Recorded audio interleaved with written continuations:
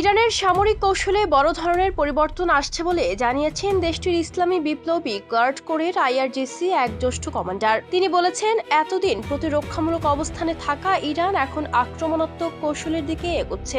একই সঙ্গে শত্রুদের কৌশলগত চমক মোকাবিলার জন্য প্রস্তুত থাকতে সতর্ক করেছেন তিনি। আইআরজিসির ব্রিগেডিয়ার জেনারেল ইয়াদুল্লাহ জাভানি রাষ্ট্রীয় গণমাধ্যমকে দেয়া এক বক্তব্যে এসব কথা বলেন। তার মতে, সামরিক নীতিতে এই পরিবর্তন ইরানের কৌশলগত মতাদর্শে গুরুত্বপূর্ণ রূপান্তরের ইঙ্গিত দিচ্ছে।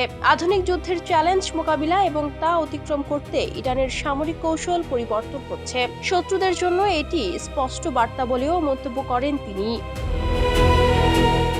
জাভানি নতুন IRGC commander in chief major general Ahmad ওয়াহিদিকে দেয়া দায়িত্বের বিষয়টিও তুলে ধরেন। তিনি বলেন, ওয়াহিদি সর্বোচ্চ মাত্রার প্রতিরোধ গড়ে তোলার উপর জোর দিয়েছেন। জাভানির ব্যাখ্যা অনুযায়ী এই কৌশলের আওতায় ইরানের সশস্ত্র বাহিনী কোনো প্রতিরক্ষামূলক পদক্ষেপ নিলেও তা কার্যত আক্রমণাত্মক রূপ নেবে।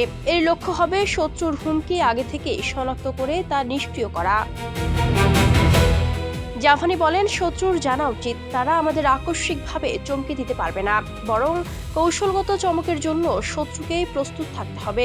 তিনি আরও বলেন, ইরানের ভূখণ্ড রক্ষা, নিরাপত্তা নিশ্চিত করা এবং শত্রুর হুমকি নিষ্ক্রিয় করতে যা প্রয়োজন তা যথাযথ সময়ে করা হবে।